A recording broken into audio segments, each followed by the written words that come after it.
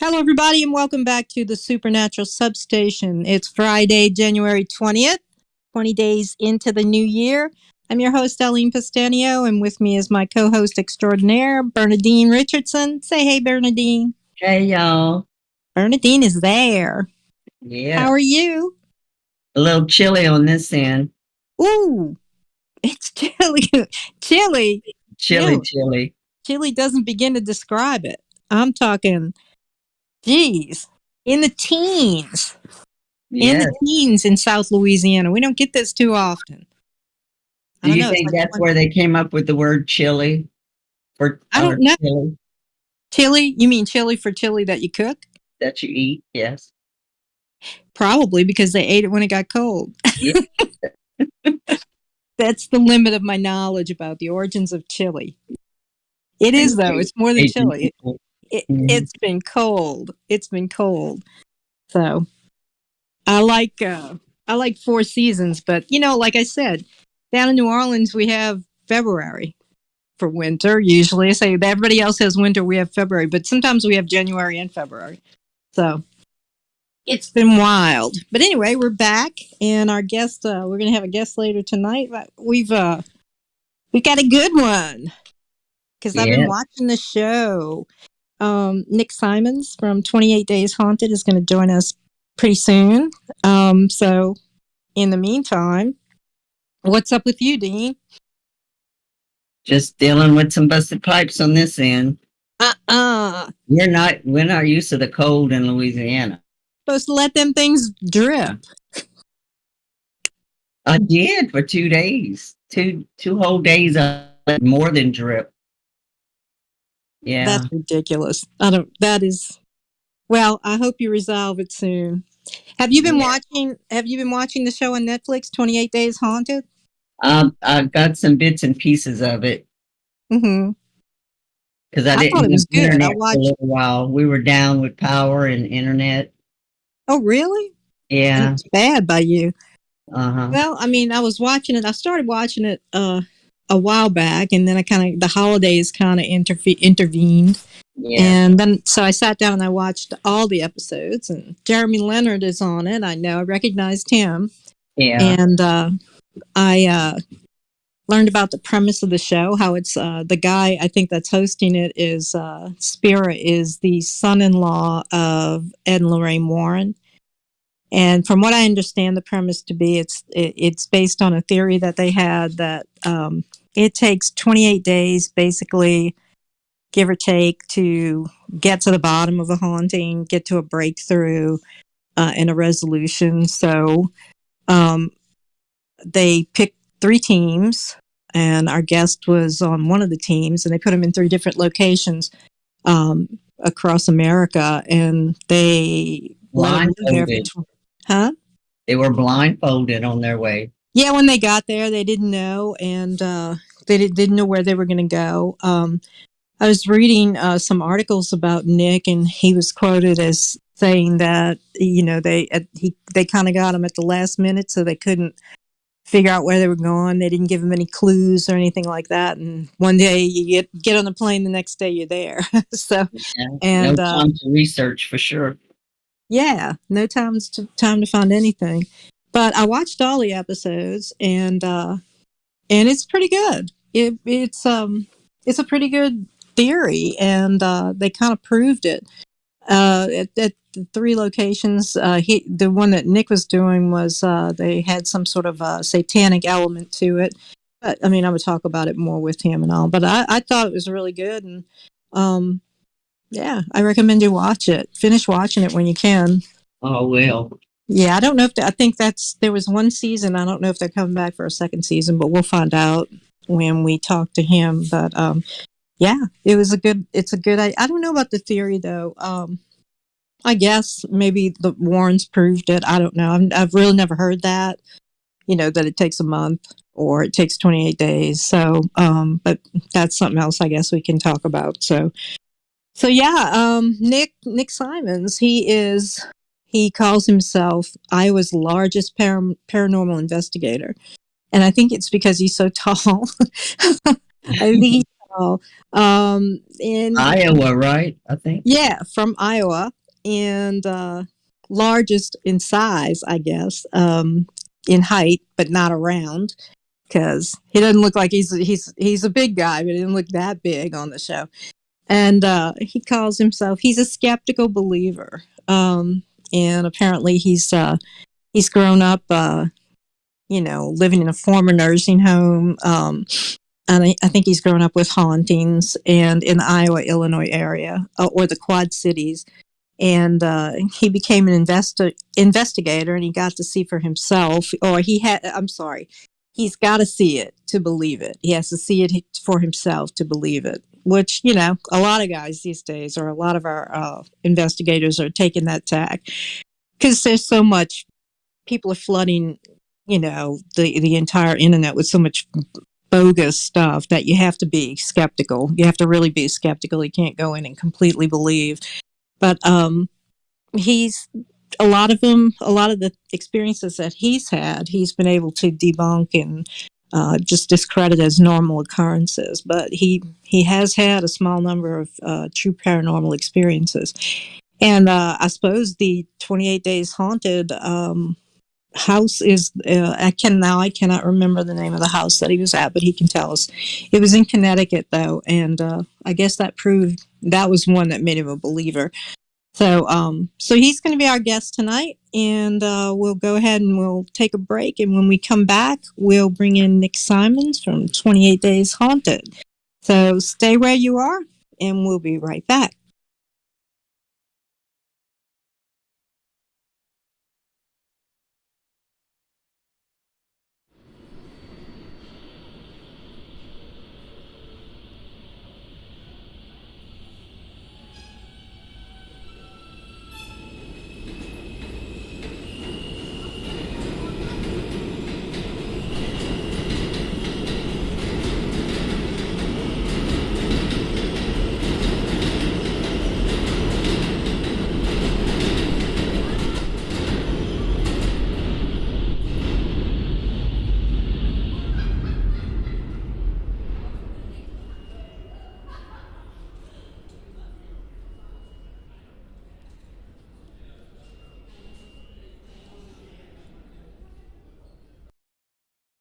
Welcome back to the Supernatural Substation. And our guest is here tonight, Nick Simons from 28 Days Haunted. Welcome, Nick.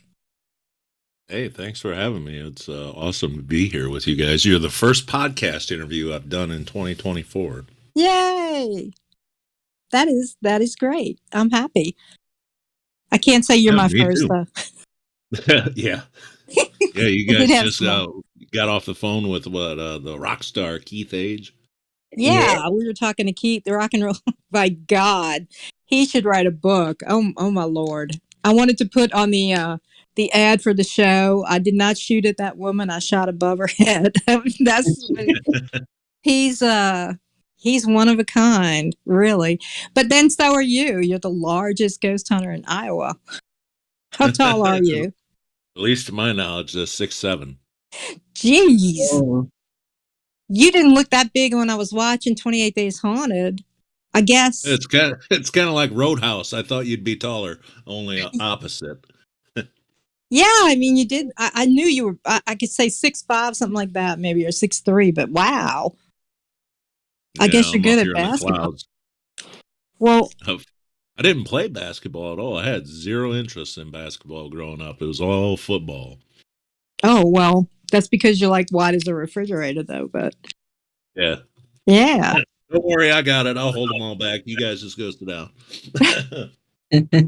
That's what I told Keith last week. I was saying, come on down. We can do some investigating. He can go first. Well, I'll just hide behind him. So now with you, we have a real wall. Get me and Keith down there. And yeah. be, definitely. Safe in your mother's arms there. Yeah, we'll be pushing y'all. You first. I'm a big chicken when it comes to stuff. Yeah. But I watched 28 Days Later, and I watched the whole thing. And Jeremy Leonard, we know him as well. He's been a guest on our show in the past. And so I I know, and I saw some articles that in the Quad Cities that they were talking about you being on the show. What did I say? 28 days. 28 Days Haunted. I'm sorry. Yeah, you said 28 Days Later, the zombie movies, the worst one of them all, the running zombies. No, thanks. I'll pass. I'm much better with the slower walker ones. And I good grief. Yeah, and I was like, don't make that mistake. Don't make that mistake. And I was like, I did it. I made that mistake. But I Nailed watched it. Got the first one out of the way. 28 Days. And the premise and the whole thing, I think I had it correctly, was that the Warrens kind of had basically a theory that it took basically 28 days from, I guess, start to breakthrough in a haunting. So, and we just want to hear more about that and more about you and how you ended up doing paranormal investigating. But how was your experience on the series? So the 28-day thing, before the show came out, they actually flew all of us out to Los Angeles just to do some additional voiceovers and, just to piece in some of our voice recordings and certain shots of the show. And that was the first time the whole cast got to sit together, and we were all just hanging out on the hotel balcony having beers. And we all kind of agreed that around day 15 is when things really started to ramp up for all of us in our 3 different locations compared to, the show was about the actual 28-day theory. We really could have called it about 15 days haunted because 15, everybody agreed that it was just like, what the hell just happened? It just, boom, everything just kicked in and high gear and the ghosts were talking. Yeah, I mean that's 2 weeks, but so I guess you basically proved that the breakthrough is earlier. But I would guess that 28 days to resolve was what I was thinking. Like to do the resolution because in your now what location were you at? You were in Connecticut, but I can't remember the name of the place. Preston, Connecticut, Captain Grant's 1754 Inn. That's it. Yeah, I'll tell you what, as big as I am, they didn't build houses my size back then, that's for sure. Oh, God. Every morning I get up and promptly hit my head on either a door frame or smash my hand into the ceiling trying to put a shirt on. It's true, because back in those days, those houses had those low ceilings. All of those primitive also. Yeah, the primitive colonial style was called for the low ceilings and all. I saw you ducking around, especially the staircase. I thought all 3 of you guys that coming down the staircase would bang your head, but the staircase, and unfortunately they didn't use any footage from the basement, which we did do a lot of investigating in the basement. That just all got scrapped. The basement was probably the coolest basement I've ever been in, but also the shortest basement I've ever been in. So maybe that's why they scrapped it, because all 3 of us were like hunched over the whole time. Yeah, probably that's not good TV, but their cellars and their basements are even smaller. They say people were smaller back in the day. I don't know about that. I don't. Maybe, but Yeah, that was back before they had genetically modified corn and beans.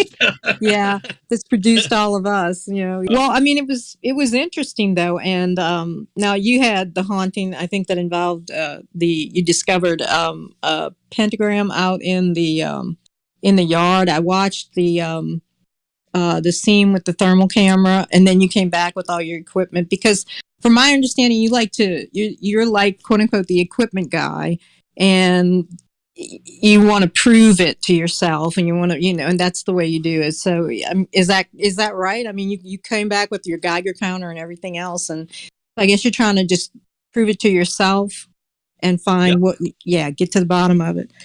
Yeah, I'm really just trying to see it for myself. I was actually talking with somebody about it the other day, and not to sugarcoat it, but I'm just a redneck that wants to see some creepy stuff. And Jeremy calls me old corn cob up there in Iowa, but I do a lot of country stuff all the time. And I mean, that's exactly what you see on the show, is just me being me. everybody that's close to me that I know that watched it, they're like, "You were the most sane person on the show." And, well, thank you. But from the time Aaron G. Thompson, the guy that I made cry on the show, him and I have actually been investigating since 2009 together.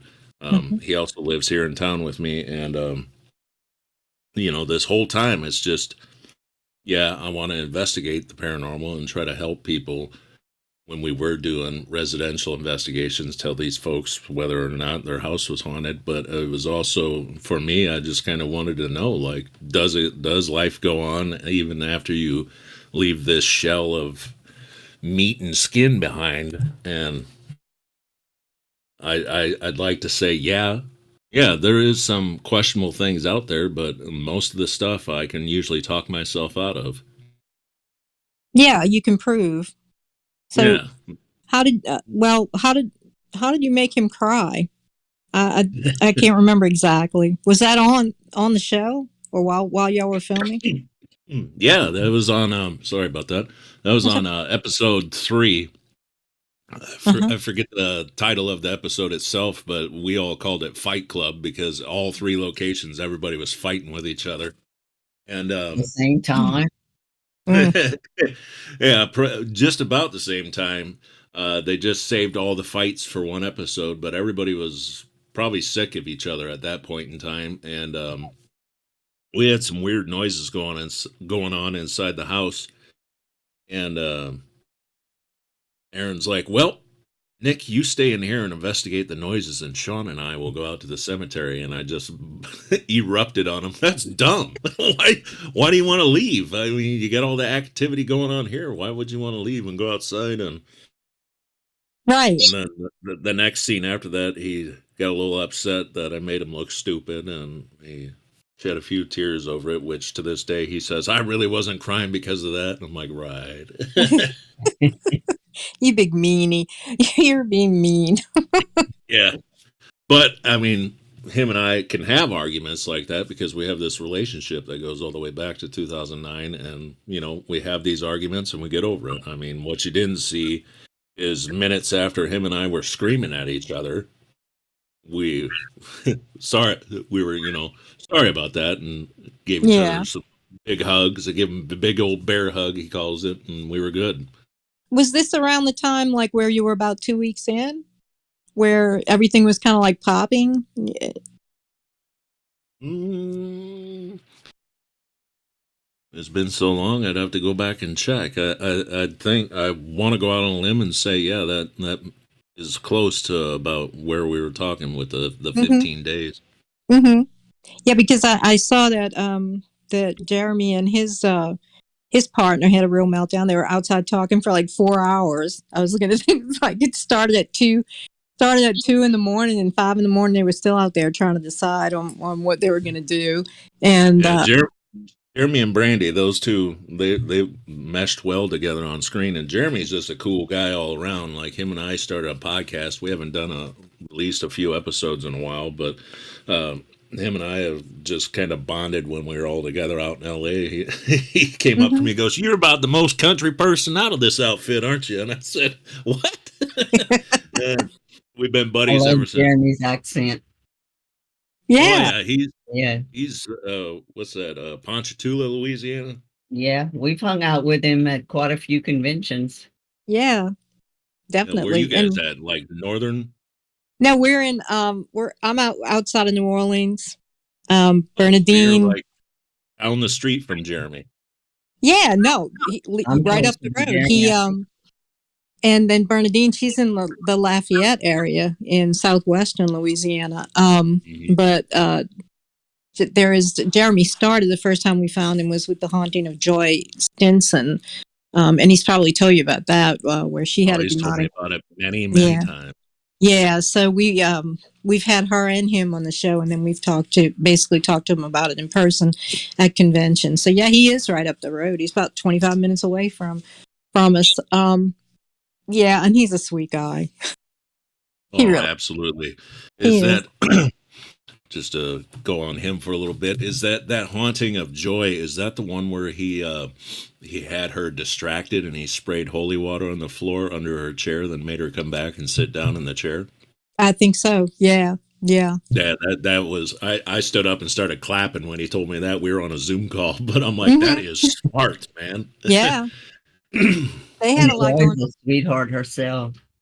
The one thing I'll tell you, Nick, that he did, he probably told you about this too, that happened was when he was, or you remember this, Dean, when they were outside the house because they had to take Oh, yeah. breaks a lot, and they had basically a wind, or like yeah, I mean, I guess a wind, that not a tornado, but a really bad like wind shear that came out of nowhere and blew down from the house at them. They were just like by their cars, and and it was demonic. I mean, you could, it was really, the challenge, I guess. Alyne, I don't know if you remember, but we actually picked that up on live radio. That's true. When Yeah. Jeremy was explaining, he was saying it was like 75-mile-an-hour winds. And when he was saying that, it sounded on air. Mm-hmm. It was blocking out his voice, sounded like 75-mile-an-hour winds. Yeah, I remember that. He said garbage cans were rolling around and they were blowing everything away.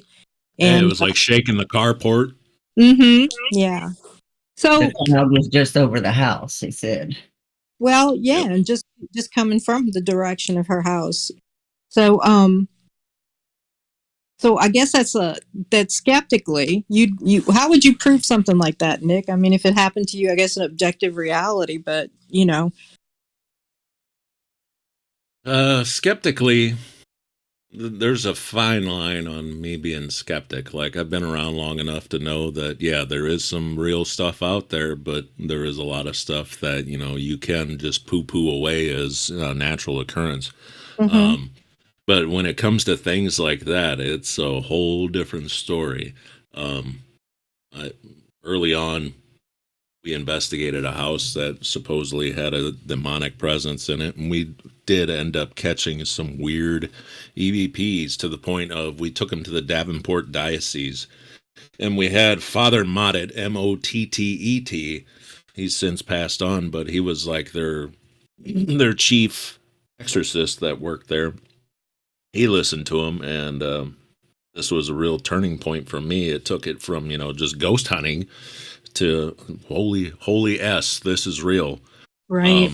He listened to these EVPs. He was an 88-year-old man at the time, listening to our audio on our computers using our headphones.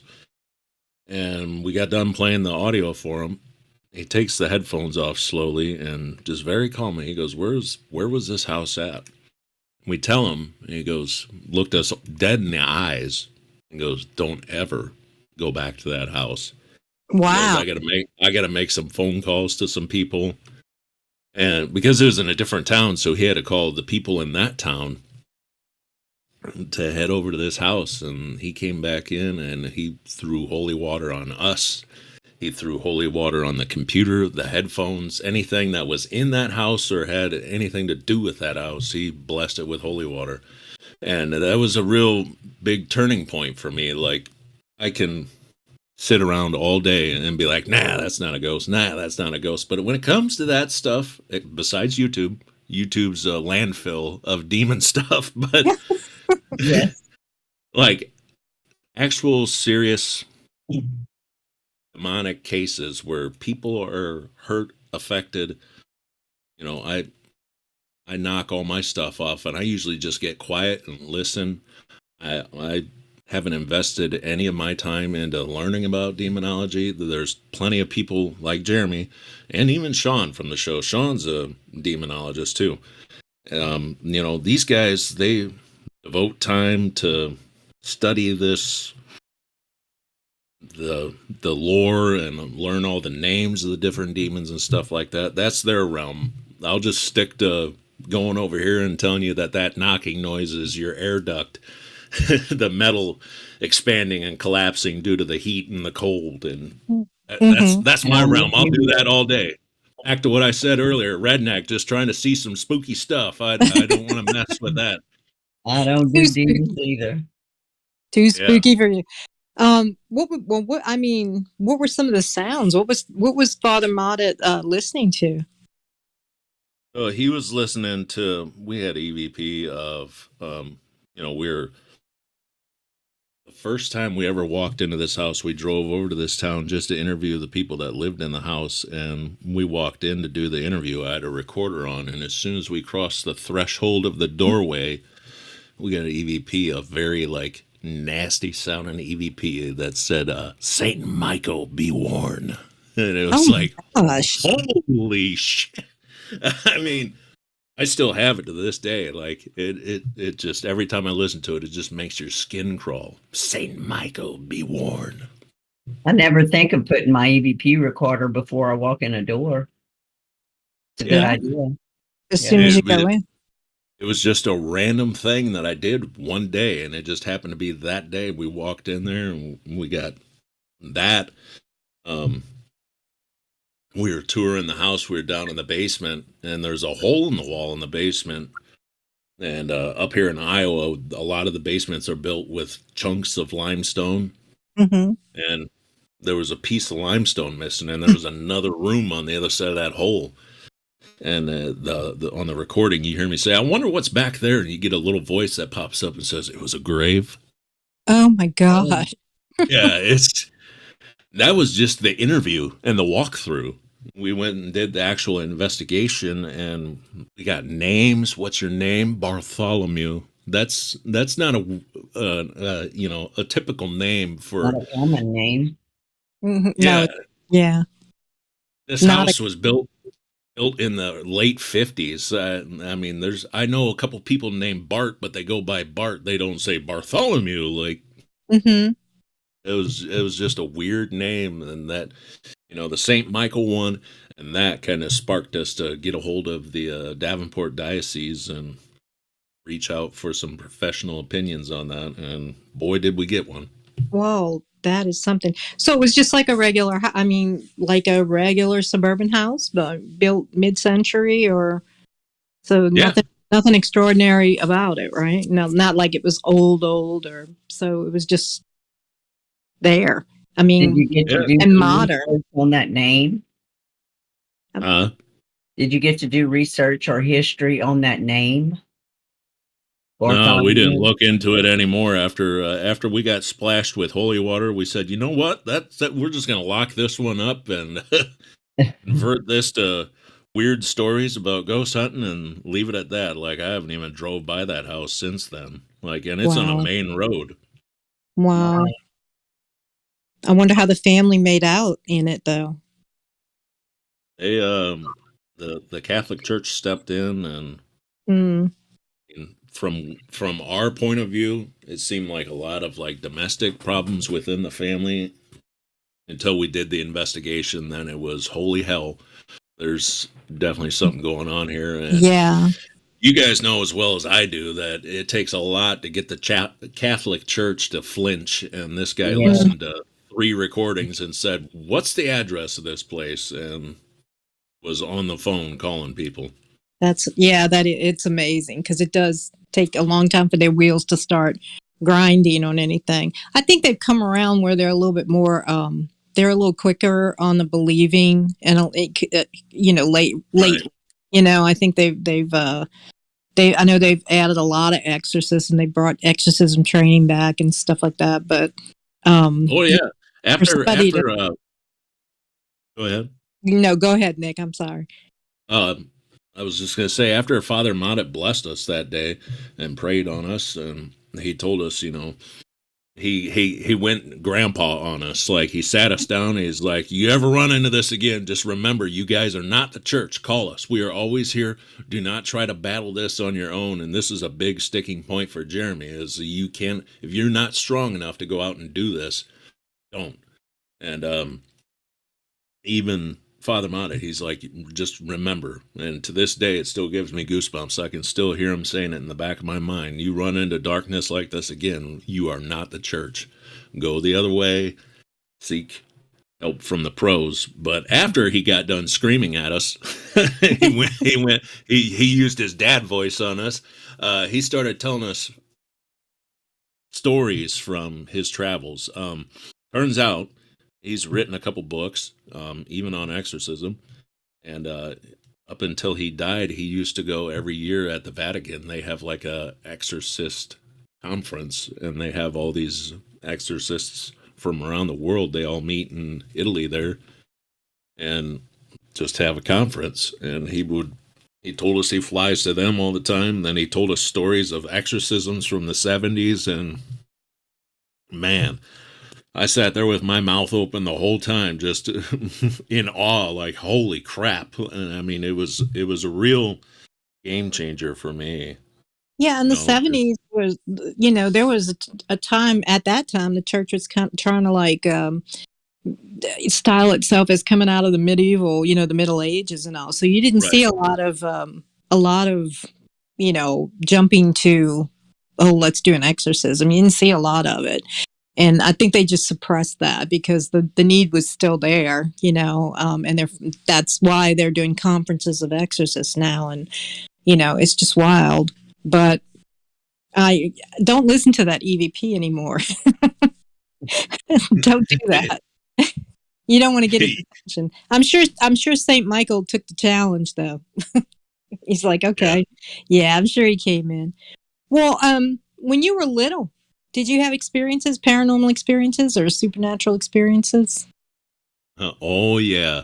I actually lived in the town that scary house was in that I was just telling you about. I was probably maybe 12 blocks away from that house, where I kind of grew up. My mom's boyfriend at the time bought this large old nursing home, and his plan was to rehab the building and make it into apartments. And when your only job is that and getting income from other rental properties that you have, it only makes sense to build an apartment in this building. That way, when you go to work, all you got to do is just walk out into the hallway and bam, you're at work. Right. And so he made us an apartment in this building, which when it closed, it was a nursing home.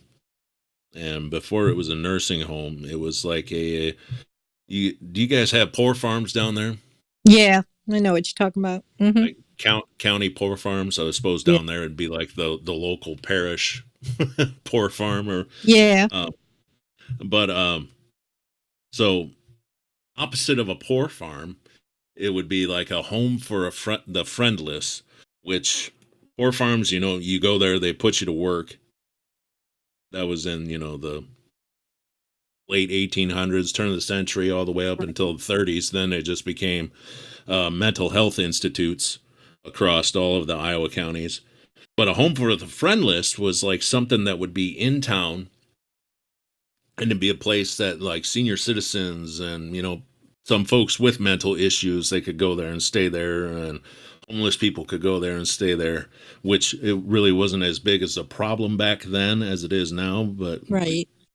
But, they had these places established, and that's what this place was. And then it closed and it got turned into that nursing home. And, in, 9-10 years old, I was probably the coolest kid in school because Nick's house has 70 something rooms in it. Who wants to go over for a sleepover? And, there. Yeah, we'd have big sleepovers and play hide and go seek in the abandoned hallways of the old nursing home / the home for the friendless.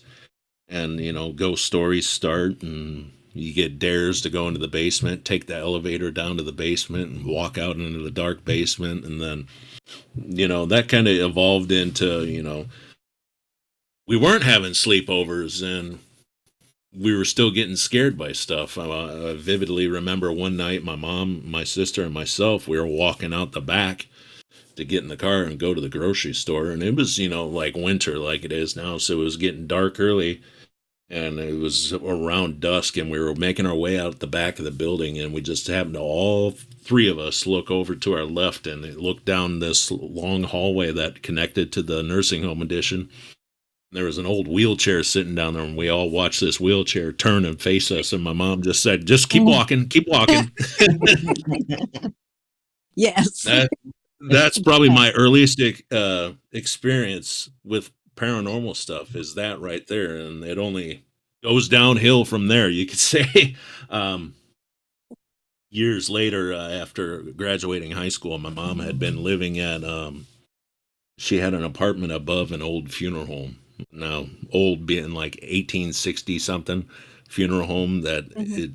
it had been a funeral home from the 1860s all the way. It's still a funeral home today, and she had an apartment above it, and we found out the hard way that if you watch White Noise, the Michael Keaton movie, Mhm. in an apartment above the funeral home, it actually does a good job at stirring things up because we're like, did you just see that? Is someone here? Somebody just walked down the hallway, shut the movie off, and, tear the place apart, trying to see who was walking around up there with us. And it was weird. And years later, I found out that they used actual EVPs when they made that movie. Mhm. I'm like, no wonder her apartment lit up like a Christmas tree with activity while we were watching that movie. It's kind of interesting. I didn't know that. I'll have to go back and watch it again. Yeah. Yeah. I had read that. Yeah, but the whole premise of the movie was kind of like, dramatized, and it wasn't really. Right. It didn't really show how people do investigations and stuff, but I would imagine that all the static and, the actual EVPs and all did stir things up. Yeah. And uh, she had moved out of there long before I became an actual certified investigator, certified being air quotes with my hands, Hmm. certified. But like, I would love to go back and then just investigate that building because I knew the people that ran the funeral home there, and the one guy actually ended up passing away. So it'd be kind of cool to go back and see if maybe he's there because he had a lot of his time and energy invested into that building, and unfortunately, he got sick Oh, and tragically lost his life. But it'd be interesting just to reach out and see if he's still there or if you should. The building's still there, huh? yeah, Yeah, you should do that. I mean, what is it now? it's still a funeral home. Oh, well, yeah, you should. I mean, we Yeah. did a funeral home investigation down in New Orleans. We were there. First night I slept in a funeral home in my life.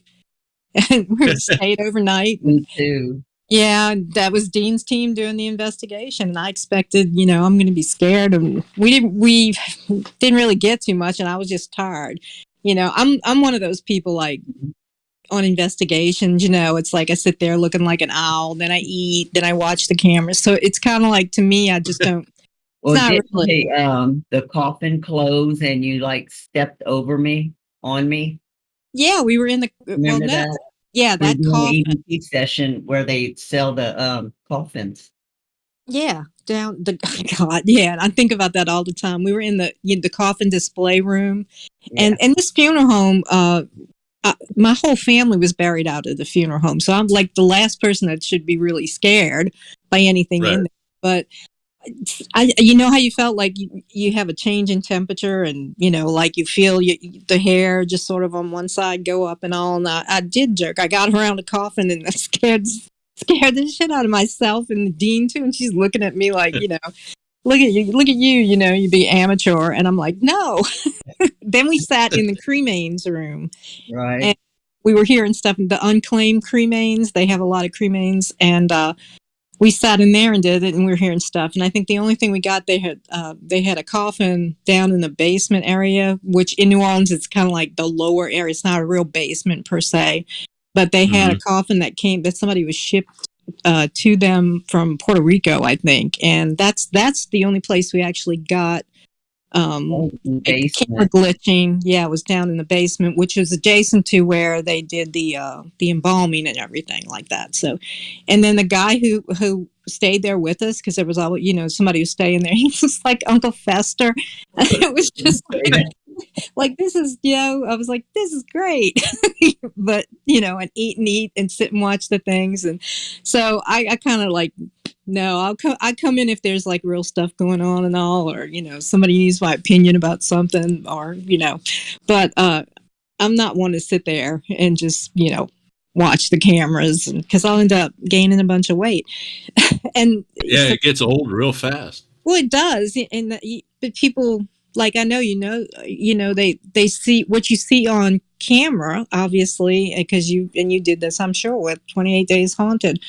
It's the highlights. It's the actual, but to get to those captures, you've maybe sat there for 4 hours, in the dark, trying to, communicate or trying to get something. So I think that's part of the problem too, is that people sensationalize it and they want to do it. And then when they actually have to sit down and do it, a lot of people just end up faking stuff because it just takes so long to get real evidence. Sometimes you never do.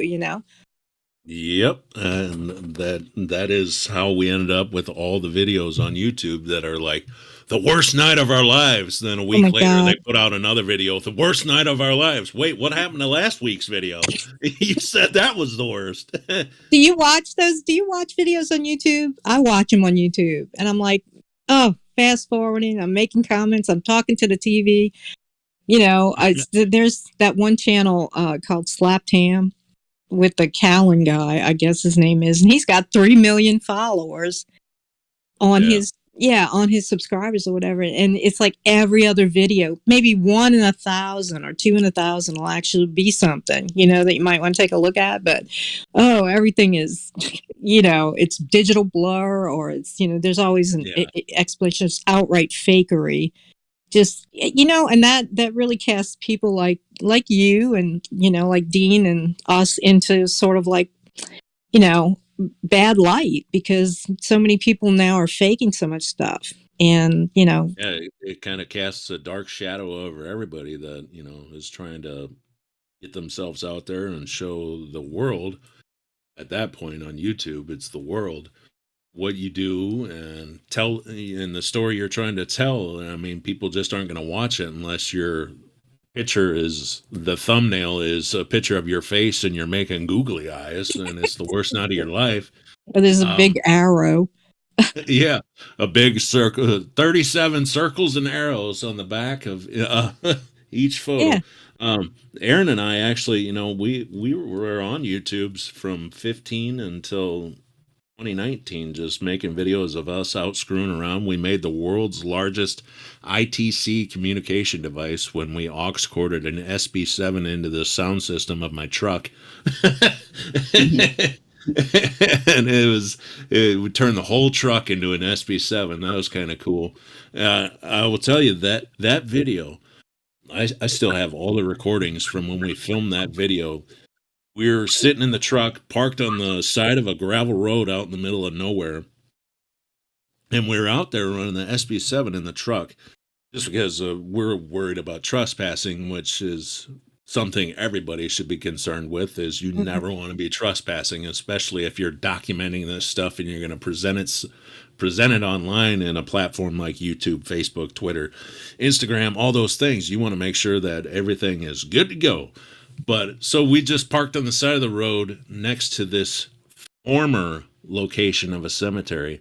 So during the Great Depression, they had these programs trying to get people working and making money. And this program was they hired these dudes to go out to this pioneer cemetery and exhume everybody and move them to two different cemeteries. One is in Walcott, Iowa, and the other one is right here in Davenport, Iowa at Fairmount Cemetery, which if you get bored later, Google Fairmount Cemetery. They have an old crematorium there. Mm-hmm. It's an old brick crematorium. And the very first person they cremated there, his ashes are still there because they're, like you said, unclaimed ashes. But back to that cornfield. So in the video, we have the SB7 ported into the truck, and we are getting answers. What's the name of this cemetery? And it's coming on, and it's saying, Soink Cemetery. And Aaron's hearing it. I'm hearing it. It's an old German name, Soink, Soenke or something like that. It's been a while since I've even looked at that name, and we're like, wow, that's awesome. And it's like, what are we sitting in? And they're like, a black truck. And it was cool to be having that conversation. I mean, Aaron even said, "We're going to get out of here. We love you." And it says, "Goodbye, Aaron. Goodbye, Nick. Drive Oh, wow. safe." And Oh, wow. yeah, but when you go See you back and soon. listen to I'm sorry. when you go back and listen to the recordings, it sounds like somebody's outside my truck banging on the window trying to get in. We couldn't Oh, hear it at the time, but it really, to me, it sounds like somebody's banging on the window. Boom, boom, boom. You know, windows, when you bang on car, especially car windows, when you bang on them, like knock on them, they make a very distinct like thud. Yeah. And this sounded like somebody was knocking on our windows. It's creepy to this day, especially because we're sitting there in the middle of the daytime. It was like 4 o'clock in the afternoon in the middle of summer. So the sun's out, the birds are singing and flying around. It was crazy. That is creepy because it was answering your questions while it was trying to get in the truck. I mean, if you Yeah. think about it, it's walking At a around trying to find a cemetery, way in. at a cemetery, nobody's buried at anymore. Right. But the So spirit, that raises the question. First off, was the spirit, at the cemetery to begin with, and second off, did they get abandoned there? Like, when you decide to haunt a cemetery, is that like, are you like pinned to that location? well, sometimes there are spirits in the cemetery that'll hold the dead spirits there.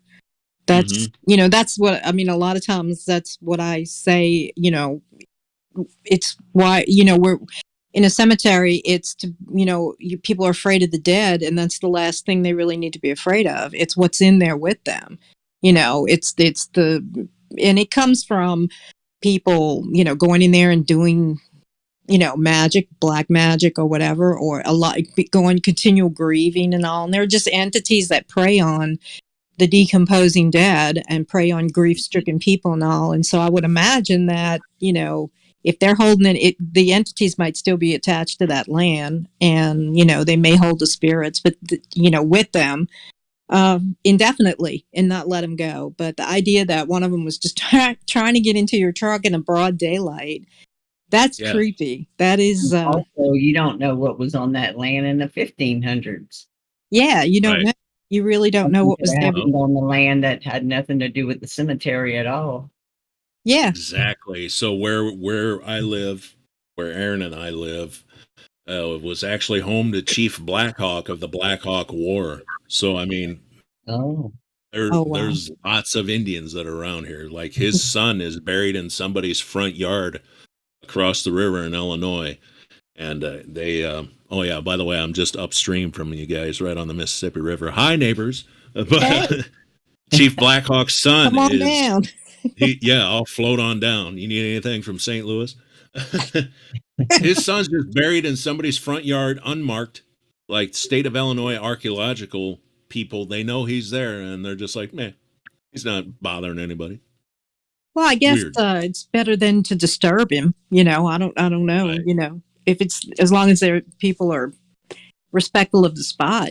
But you can't, like, out in Iowa and all up there in the Midwest. I mean, all that was all pioneer country, and you never know what went on before you got there that could have Mhm. impacted the land.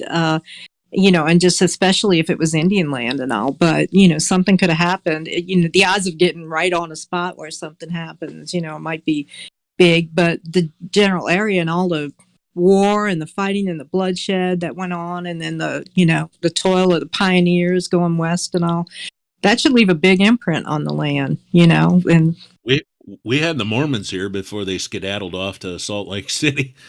they were down in southern Iowa, Keokuk.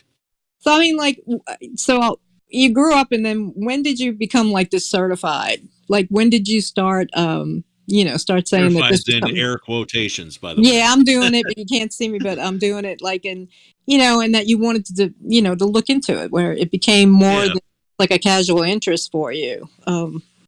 When did that happen?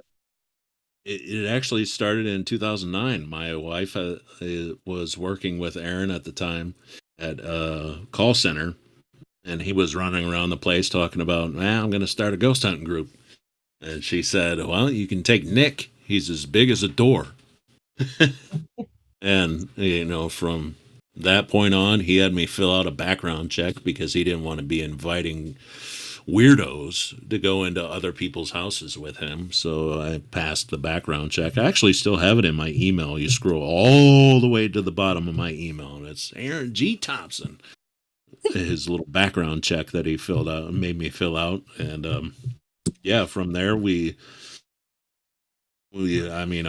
there really wasn't a whole lot of talking about it. It's just like, hey, we got an investigation this night, show up here. All right, I'll be there.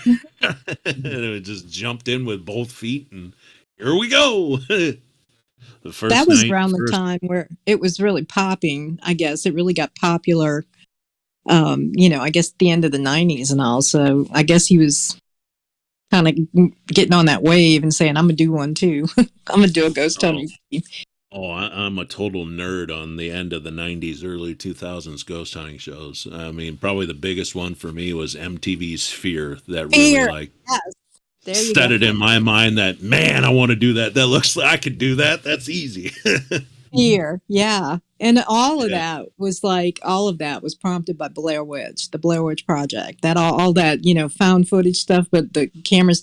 Fear was excellent though, because they put the cameras on them and you'd see them and you see their reactions. And I think they put those people in some dangerous situations, not just, supernaturally, but like literal danger. Actual danger. Like, you're going to go down here. It's dark. You've never seen it before. Good luck.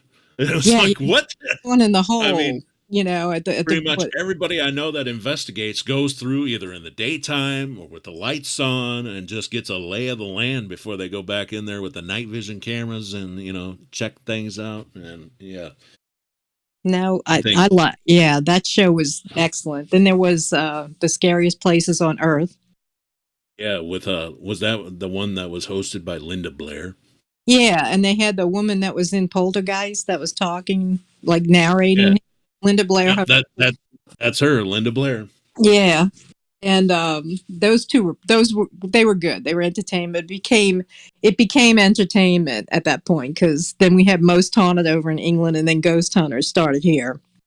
And after that, it was like, you hit the big time now, Yeah, Ghost Hunters is really the one that, like, I watched it and I was like, I think I could do this, and I like got really into it, and would watch the new episodes religiously. And fast forward to last year, I did an event in Wisconsin at Old Glen Beulah School, the Great Lakes Paranormal Conference, and I was featured as, well, Aaron and I were both there, and you had Jason and Sherry from Ghost Hunters was there, and that night they had an investigation at the Sheboygan Asylum up there. I think Destination Fear was at Sheboygan Asylum, but they had a investigation there that night, and then all the celebrity speakers were leading the investigations, and we had showed up, and they kind of had all the celebrity speakers kind of staged off to one side, and I'm just kind of standing there leaning up against a wall, kicking rocks and stuff, and I hear, "Hi, I'm Jason. How are you?" I look up as Jason Hawes, and I was like, "Hi, I'm Nick. I'm Nick Simons." He goes, "Yeah, you're on that show." I was like, "What? You've seen my show?" I shook his hand, and I'm like, "Sir, I wouldn't be standing here right now if it wasn't for your early work on Ghost Hunters." It was cool, and Sherry came up and shook my hand, and she's like, as big as I am, she's like 4 foot, like 5. And I'm like, "Hello down there."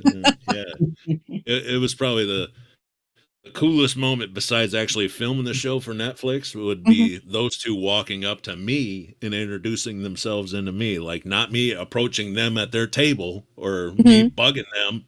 I was just standing there minding my own business, didn't even see them. And they just appear and they're like, "Hey, that's that guy from that Netflix show." And I'm like, "I've done it. I'm going home." We had him. Bernadine's team did an investigation of the location of the upstairs lounge fire in New Orleans, and it was I don't know if you saw it. It was on Ghost Hunters. It was called French Quarter Massacre. But briefly the story is it was a gay club that somebody deliberately set on fire. It was upstairs above a bar. in the French Quarter, and it was one of the last few buildings in the city at the time in 1973 that weren't up to fire marshal code. They had it was at one point in history it was a cotton mill, and they had bars on the window that were like industrial bars. Well, this was a Sunday. There are varying stories about who did it and how they did it, but at some point somebody went to the stairs. You opened the door and then the stairs went upstairs because it was literally upstairs, and they had another speakeasy type door with a little window that opened at the top of the stairs, and they poured lighter fluid in there, lit it on fire, and then rang the bell. And as soon as the person upstairs opened that little door, well, the flames shot in like a flamethrower. And the thing about the location was they had decorated it in all that 70s sort of the heavy velvet, the whole disco thing. Right. But they had a lot of shag carpet and velvet and all that. And everybody was probably wearing polyester. Yeah, and and they Floors. caught on fire. The whole place caught on fire, and a couple of people came out, got through it, and went back in and tried to get people and died themselves. And as it turned out, it was 32 people killed. One woman who was there to pick up her son, and then the rest were all guys. And at the time, in New Orleans, there was a wholly different attitude toward gays, and so there were families that didn't even claim the remains. So I knew they were looking at coming down to do that story because we had done the first investigation of the location, actual investigation of the location, and they were kind of looking around on my website at the time, and I talked to them, and so they decided they wanted to come down and do it, and I said. They were talking about when to come down, and I was like, he says we're coming in, I think it was June or something like that, and I was like, okay, but y'all better be, wear shorts because it's gonna be hot, and it's upstairs and there's no air condition, and Jason comes down, I'm standing there, I was like, where they at? I'm standing looking, want to see the ghost hunters. He comes down from the stairs, he opens the door, and he says, it's 6,000 degrees up there.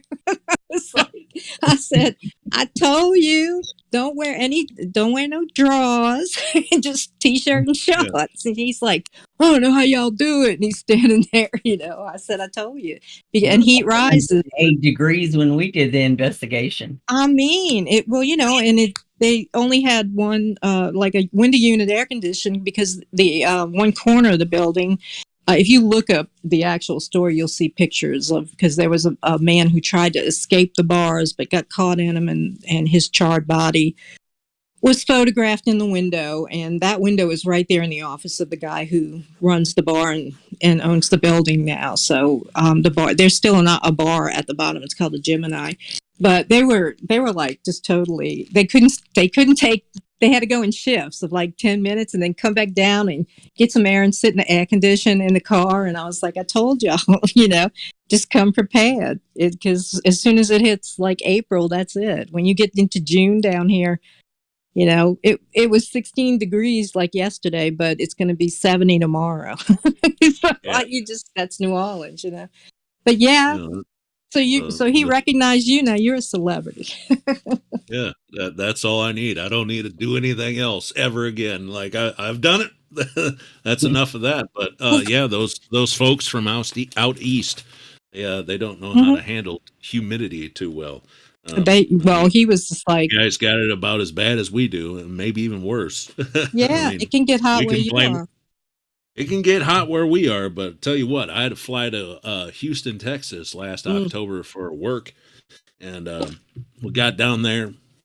Now, I know humidity being in Iowa, surrounded by cornfields, so we get, days where it's like 87% humidity, and, that's bad. You walk outside, especially if you're wearing jeans to go to work, you walk outside and it feels like you jumped out of the shower and put your jeans on right away without even drying off.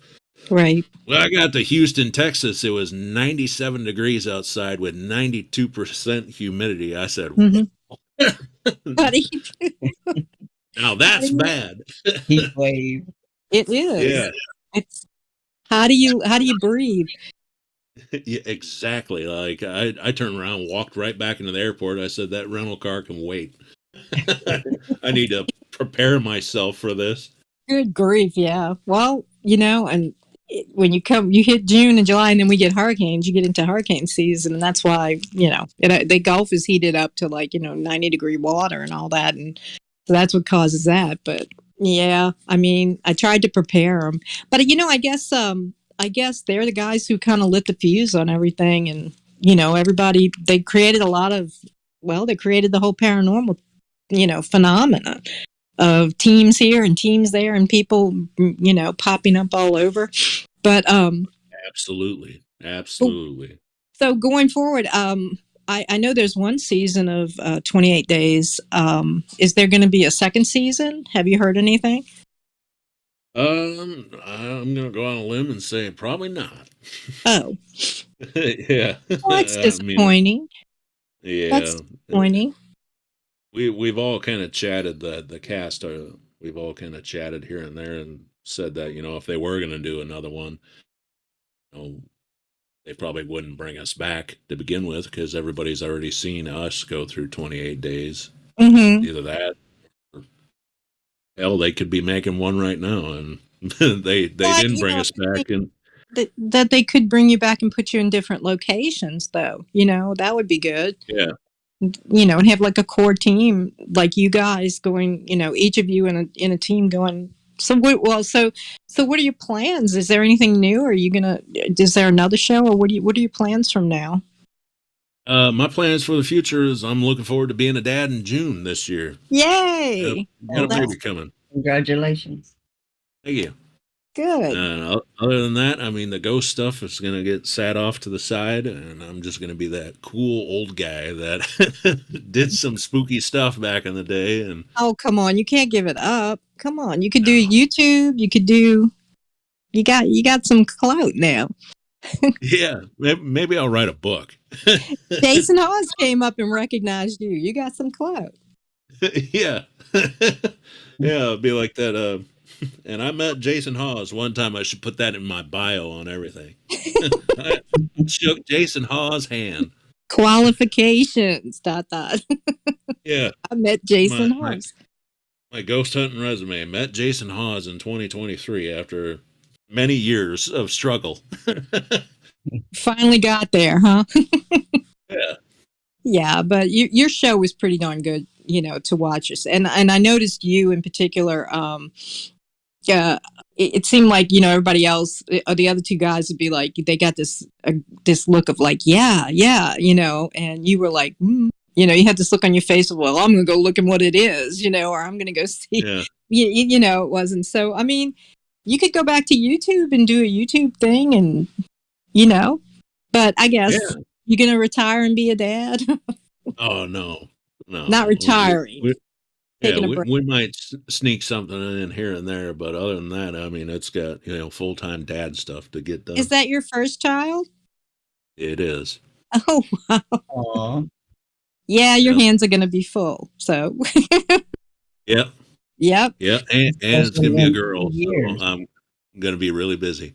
Oh, it's going to be a girl. Oh my gosh. That one's going to be spoiled. Yeah, you know it. Well, congratulations to you and your wife. Thank you. Good. And can you tell me one thing? The YouTube series you talked about that you did previously, is it on YouTube still? Yep, it's still on YouTube. I'm actually in a couple different YouTube channels. So the one that Aaron and I are on is Ghost Crier, like Town Crier, but Ghost Crier, like we wanted to tell everybody about ghosts. Mm-hmm. So it's CRIER. Then Okay. the other one is more of so let me back up. Ghost Crier is more like Aaron and I just, in ourselves investigating. So at times it's very lighthearted. It's not dark or anything. You're going to see us cracking jokes, making fun of each other, but we're also presenting many EVPs and anomalies and stuff like that, and our own personal stories. And then the other one I'm on is called Afterlife Sessions.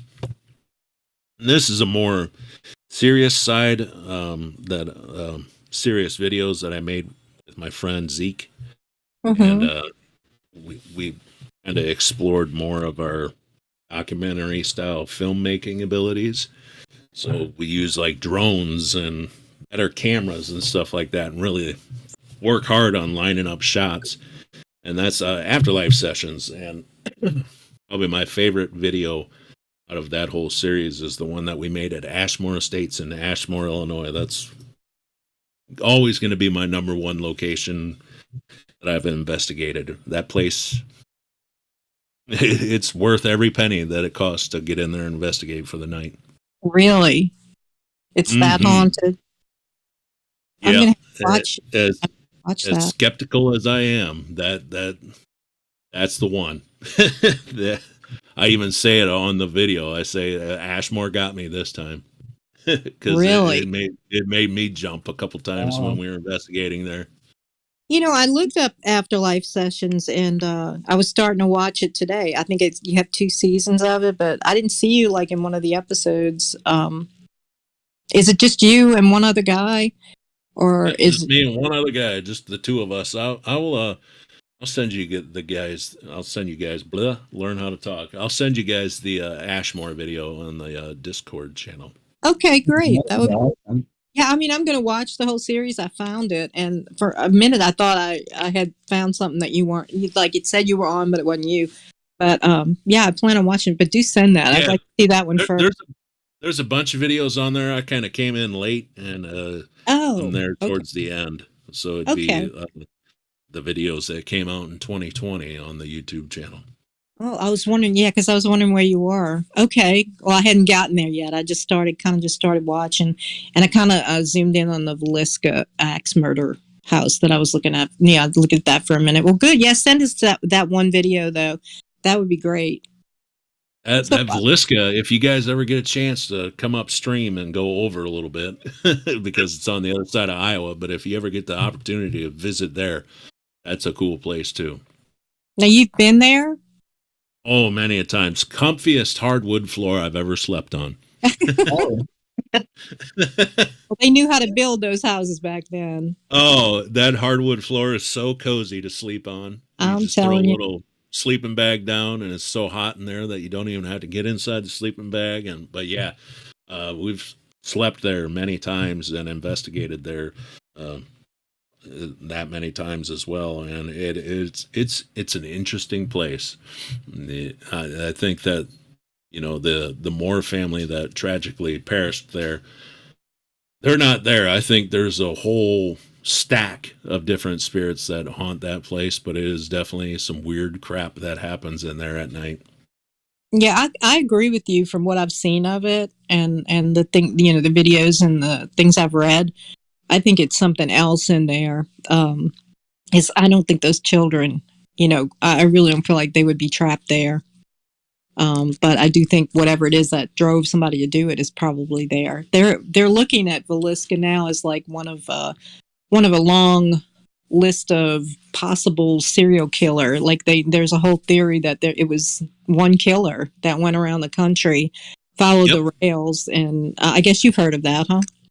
It's a whole book. I actually have it sitting on the shelf behind me. It's a real page turner. It's called The Man from the Train, and it explores the theory that this guy from Germany came over here and just went on a killing spree, went back to Germany, killed some more people over there, and then just disappeared altogether. And his spree starts from the turn of the century in the 1800s into the 1900s, and ends at about, I think it was 1916 is when he finally stopped. But all the murders that he committed, they all match Villisca perfectly, because we're all investigators. We know exactly the story with Villisca, how they found it the day after, the globes taken off the lamps, all the mirrors covered. In that book, The Man from the Train, he discusses all these crime scenes where the globes were all taken off the lamps, the mirrors were covered, and it's all laid out the same exact way as what they found at Villisca. And it's very interesting to read that book. I'm gonna have to get that book. Yeah, it's also on Audible if you're not a big fan of reading. Like, I get bored quick, so like I'd read a little bit of the book, then I'm going to listen to it on Audible instead. Mm-hmm. Can you tell me who the author is? Yeah, let me stand up. I'll grab it. Or I could probably just Google it without having to disconnect The my Man from headphone. the Train. Yep, The Man from the Train. I'm gonna Let's write see this here. down. I think it's a father and daughter who wrote that. Yep, father Bill James. Him and his daughter wrote it. And Bill James and his daughter, excuse me, they're actually their full-time job is like baseball statistics. So it's interesting how like they're not like true crime like nerds or anything like that. They just got bored and started researching this and connected all these dots and came up with this theory, and it's interesting. Well, it kind of makes sense. I mean, they're looking at it from a statistical point of view. Like, what are the possibilities of Right. being the same? I recently saw another video talking about the Hinterkaifeck murders in Germany, which I think is mentioned. They mentioned that in the book that Yes. yeah, they thought that which the whole family was killed, put in a barn, and all kind of they have theories. They never solved it though. It's one of the biggest unsolved one, and I think the theory is that when he went back to Germany, that he committed that murder. It might have been one of the last ones, but yeah, Dean, it's a good book. I have to get it too, but I saw a whole video that basically went over the whole book, so that's interesting, But yeah, Velisca, I think there's something evil there. I've seen a lot of these, younger, ghost hunters now. There's that whole new crop of them, and somebody had 16 ghost hunters in 16 different locations, and they're all like young Gen Z guys. And Yeah. one of them was at Velisca, and this guy was like so excited. He was, interacting with whatever it was, and he thought he was interacting with the kids and all. And I just never had the feeling that the children spirits would be there. I mean, that's kind of an unmerciful way to spend eternity. So I think it's kind of something else. It's on the bucket list. I guess we're going to have to do a road trip at some point. Sounds good to Absolutely. me. We'll come up there and we'll go with you to the funeral home. Yeah, come on up. We go to the funeral home, and we got a haunted YMCA across the river here. Oh, That will knock your socks off right there. That's 74,000 square feet of haunted YMCA. It's a former YMCA built in 1912. You can actually follow them on Facebook, Haunted Rock Island YMCA. Wow. It is worth the trip. Let me tell you. What goes on there? What activity do they have? So, yeah, I mean, you got visual, audible. I've even been in the basement and heard what sounds like a spark plug or a socket get thrown across the room in the location of the former locker room. They definitely don't like ladies down in the basement. Mm. oh, My favorite spot there is on the fourth floor. The fourth floor was, if you've ever listened to the Village People, they have the lyric in their song YMCA. It's fun to stay at the YMCA. You could actually stay at the YMCA back in the day. Mm-hmm. You could go there, you could stay for free. Sometimes if you had work and you had money, they would charge you, pennies to the dollar of rent to stay at the YMCA. I mean, there's guys that actually died in this YMCA of old age. They stayed there that long. But on the fourth floor, that's where the dorms were. That's where all the men stayed. And you go up there at night, and if you guys ever heard of at Missouri State Penitentiary down in Jefferson City, Missouri, they have peepers. It looks like dark shadows that lean out of the jail cells and look at you. Mm-hmm. That happens on the fourth floor at this YMCA. You just stand up there in the hallway at night and just stare down the hallway of all the dormitories on each side of the hallway. Wow. You start to pick up what headlights of the cars driving by look like. Mm-hmm. Once you start to notice, all right, that's a headlight, that's a headlight. What the hell was that? I mean, you start seeing these shadows lean out of the doorways, and we've been there and had big group investigations. So we either had a mass hallucination or this all really happened. I was standing up there with 15 people one night staring down this hallway, and it looked like this guy come out of one of these rooms at the end of the hallway and just like shimmied along the wall like as not to be seen was just like shimmying down, and like all 15 of us were like, "Holy shit!" Jesus. Yeah, You can it's shimmy pretty right cool. on back. Yeah, shimmy back to where you came from. Good It, grief. it, it it's interesting. I could stand up there the whole night. Um, I have some videos on my TikTok channel. Um, when the SB7 Pro came out, we took it up there and fired it up, and we were playing with it up there, just trying to dial it in.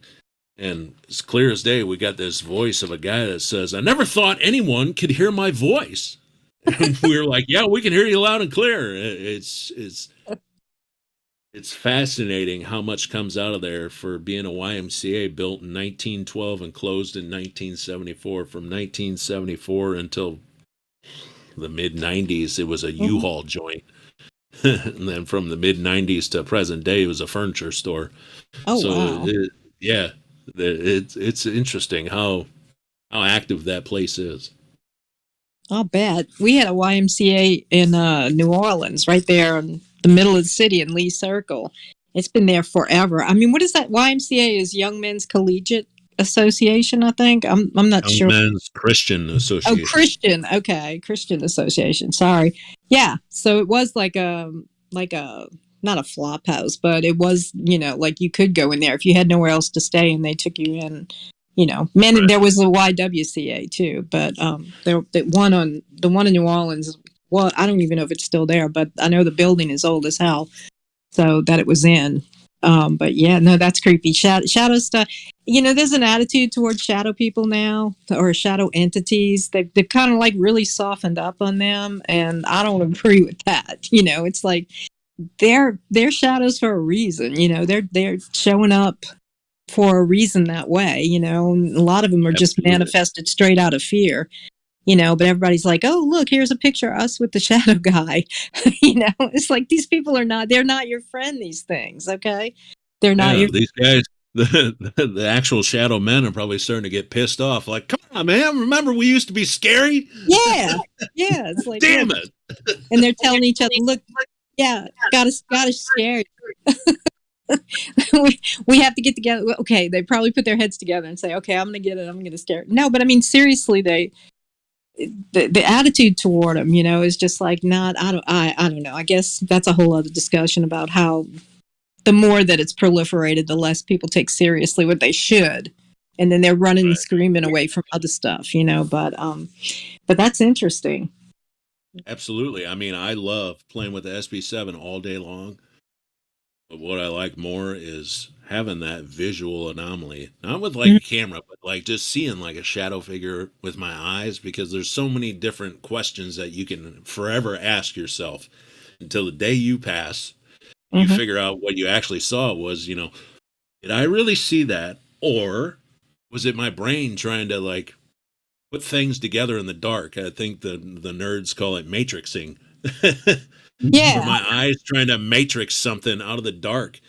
Mm-hmm. And for the rest of my life, I will always have that internal battle of, did I really see that? Or was it my eyes just making that? And I think that's probably the most fascinating part of having interactions like that is just, am I really seeing this right now? Am I really seeing this? I say it all the time. Is that really happening?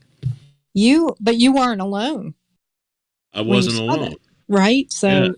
everybody saw That, it. that one answers the big question there, but like the other shadow people that I've seen Mm-hmm. over the years, like at Malvern Manor in Malvern, Iowa, like I saw they have this hallway where this guy that's about my size is supposed to chase you up the hallway and down into the kitchen, and I was sitting at that hallway just waiting for it, and I thought I saw it come up the hallway and skedaddle down the other He might have hallway been to, scared of you. Yeah, yeah, he saw me and said, "Whoa, shit." he sees you as a shadow. You ever thought about it like that? It's like, Yeah.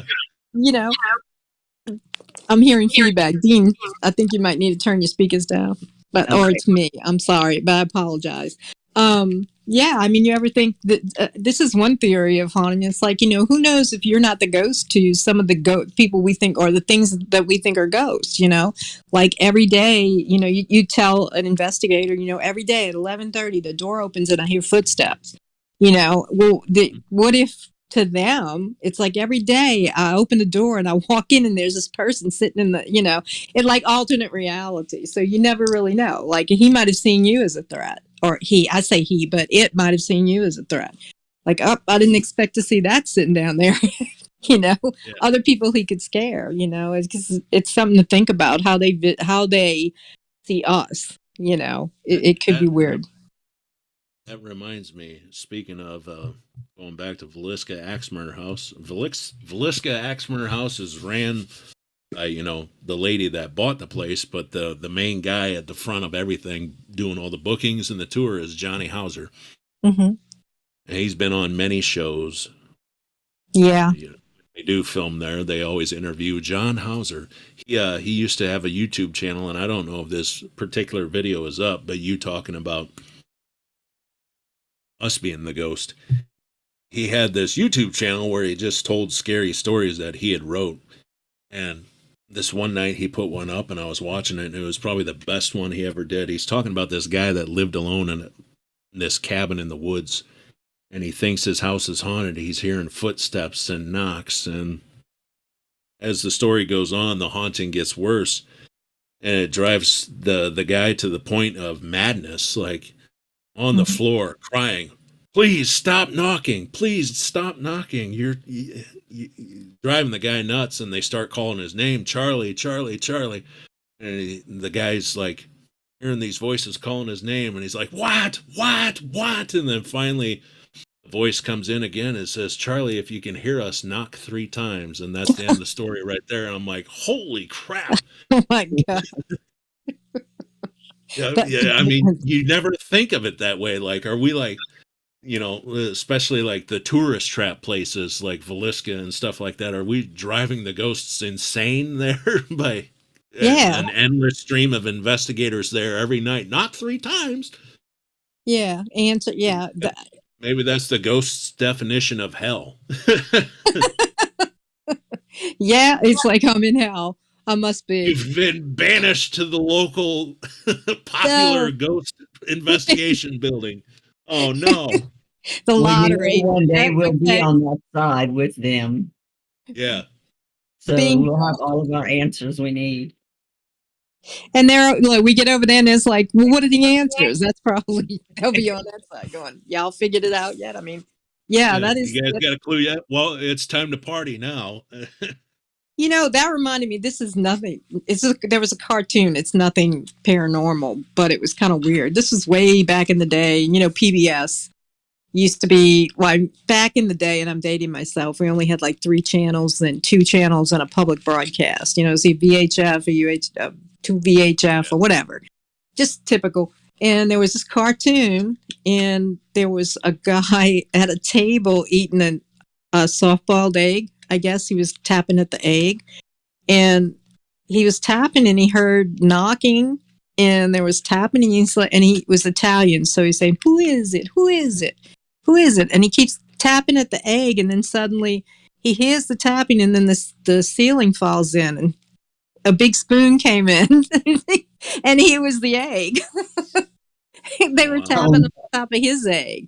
I was like, I say that because I have a good memory for things, but that kind of stuck in my head. I was like, that is weird. Okay, so that stuck with me in my haunted life, and I had ghosts. I've had experiences all my life. I was like, that whoever thought that up is weird, but it could be to them. We may be the ghosts, and we really may be bothering them, and they may have no way to tell us, So, but that's just something that. That I remember. It sounds a lot like that story. I guess I don't know. I'm like a true crime, but the bizarre crime fans, So anyway, bizarre crime is where it's at. If you get bored tonight, Google. This is a local bizarre crime up here. Julia Markham, MARKHAA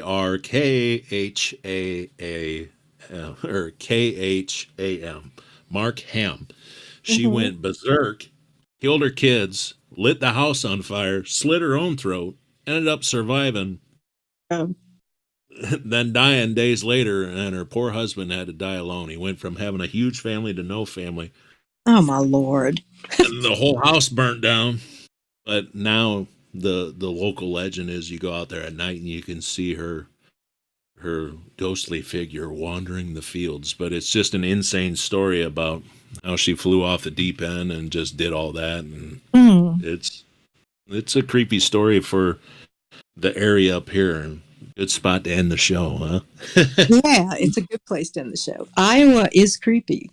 I mean, all those cornfields and all that open land out there, it is creepy. Iowa, Illinois, the entire Mississippi Valley. Here in Davenport, we're actually related to the War of 1812, so that's pretty cool. Oh, They had a big wow. battle here. You had British. The British were on the Iowa side. The Indians were on the Illinois side. And who was the president that was in the War of 18? Was it Andrew Johnson? Andrew Jackson. Jackson. Yeah, him and his men were paddling upstream to go to Prairie du Chien, Wisconsin, and they got ambushed by those dudes there, and that all happened right here. Oh, well. It's kind of cool. There wasn't nobody here at the time, but it was, it happened. It's well documented that they were pinned down in what is now Davenport, Iowa, for 3 days straight. Mm-hmm. Well, I tell you what, Andrew Jackson got around. He didn't just stay in one. Yeah. Oh, yeah, he got around more than Al Capone did. He sure did. Well, thank you, Nick, so much. We're going to have you back. And we're going to stay in touch with you. Me on. Definitely. Send me a message. I'll come back on. And like my good buddy Jeremy Leonard always says, Laissez bon temps rouler, which means let the good time. Laissez a bon temps rouler. Let the good times roll. That's exactly. Man, we have to get you down here. So yeah. All right. Well, and congratulations on the baby. And let us, stay in touch and let me know what you think of those channels. Will do. Okay. Thank you so much. Yes. You're welcome. Good night, Nick. Good night, Nick. That was excellent. I mean, we could go on. Every other comment inspired something else. But it was good. It was a good interview. Yeah, we definitely have to get him down here. Maybe we can get him and Jeremy on the same night and do a show with both of them. That'd be awesome. That would be. I know they'll have a lot to talk about.